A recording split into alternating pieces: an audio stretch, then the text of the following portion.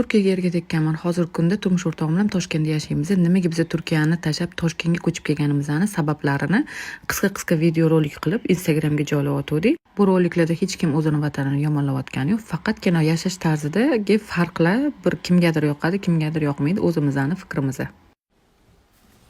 Ikkinchi savol, eng g'alati ko'ringan narsa, eng garibini giden şey ne?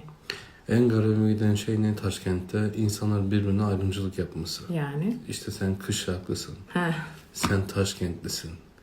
Hani arabada bile mesela yok 10 plaka, yok işte no 1 plaka. Birbirine yol vermiyorlar. Böyle bir şey ben hayatımda Aynen. görmedim. Aynen. Onun haricinde işte yok sen Surhenderayalım 10 plaka olsa Surhenderayal mıydı? Hayır. İşte bilmiyorum işte. Neyse. Senin garibine giden şey ne? Benim garibime giden şey insanların çok sinirli olması. Evet.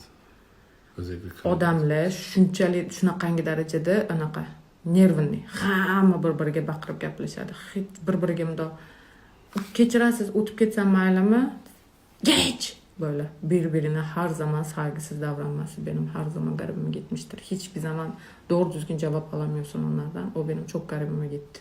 Özellikle Karadeniz bölgesi. Aynen. Eng qizuvlari hali oldinda o'tkazib bormaslik uchun podpiska bosib qo'yishni unutmang.